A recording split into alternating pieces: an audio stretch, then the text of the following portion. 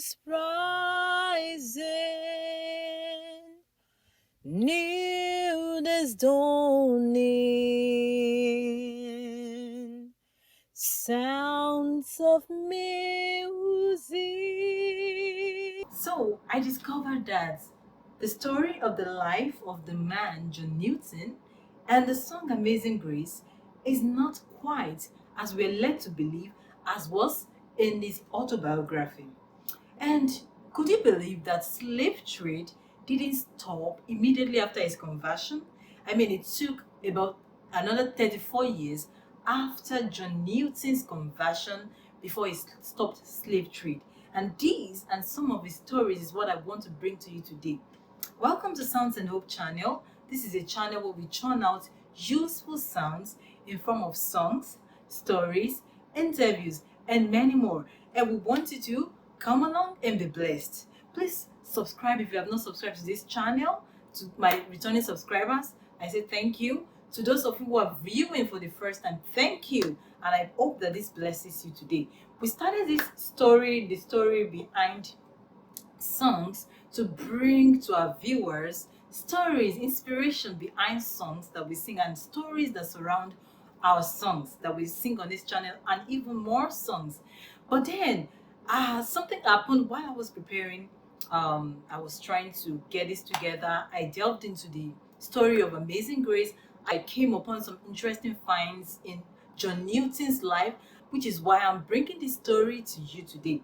I hope you enjoy it. So John Newton was born in 1725 in London to a Puritan mother who died shortly before his 7th birthday, and he had a stern father who was a sea captain, and the father introduced him to life on the sea at age 11. He was brought on the sea, and after the youthful life of drinking and some voyages, he was pressured into the British Navy. But this he tried to desert, and because of that, he was reduced to a common seaman. And so life continued. That was a low point in his life, and then he continued to he faced some issues that I will not go into. Now let's talk about his conversion to Christianity. It was on a voyage when there was this horrifying storm, and the ship was going to sink. He miraculously cried unto God, and the weight of the cargo shifted to balance the ship, and the vessel shifted to safety. Drifted to safety. And after this, he realized, wow, this must be something really, great. And that marked his conversion to Christianity as he believed. And he himself confessed that it did not radically change. This change was not swift and radical. Yeah, but his transformation was more gradual than instantaneous. So he said that he couldn't consider himself to have been a believer in the full sense of the word until a considerable time afterward in his autobiography.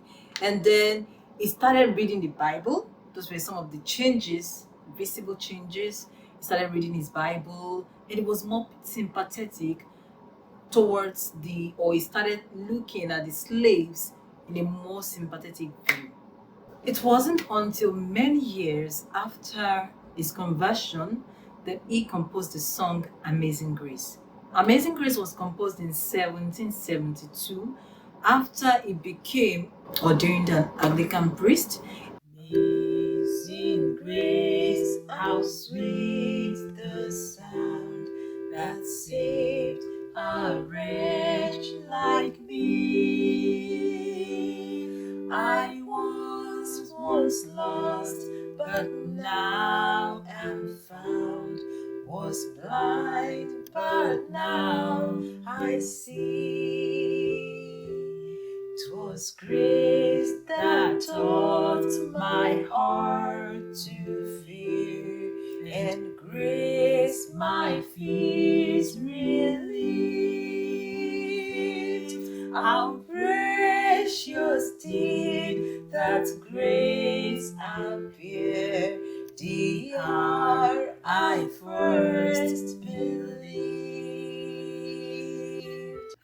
hymn, Amazing Grace, was composed in form of poem by John Newton in 1772, and William Walker put the words to the popular tune New Britain. John Newton suffered a stroke in 1754 and had to retire from the sea life, but then he continued investing into slave trade. After leaving it, he renounced his former slaving profession by publishing a blazing pamphlet that he called Thoughts Upon the Slave Trade.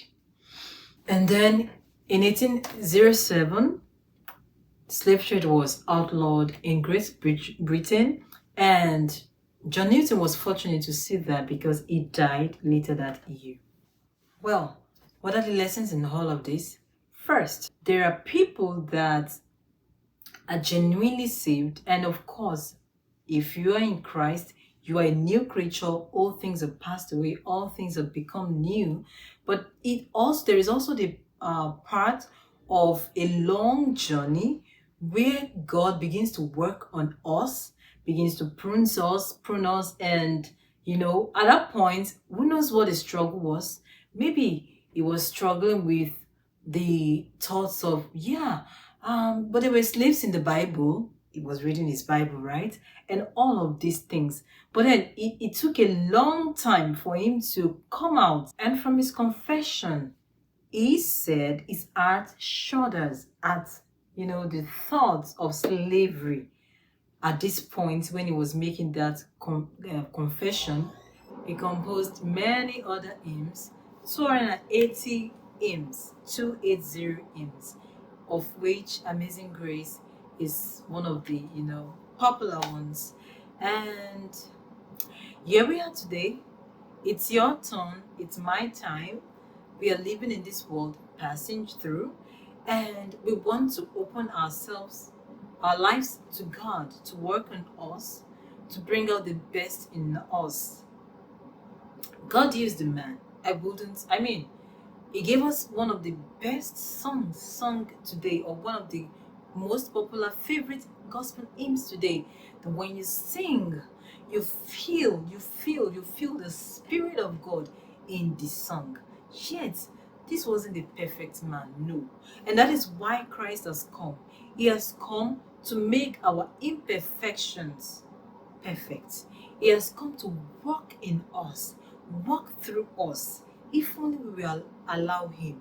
And I pray for you and for me today that as we go on in this life, God will not only work on us, he's going to work through us, and he will use you for his glory. Thank you so much for coming on with me on another episode of Behind the Sounds. Don't forget to click on the subscribe button if you haven't. Like this video, give it a thumbs up, and please leave a comment. Let me know what you think. Have you heard this story before? What do you know about John Newton's story? Because this is almost like the first time I'm learning the whole truth behind John Newton's life, and it is amazing to me. Thank you so much for coming on with me on this channel. Please don't forget to subscribe, like, and share this video if it has blessed you. Stay blessed. Thank you. I'll see you later. Bye.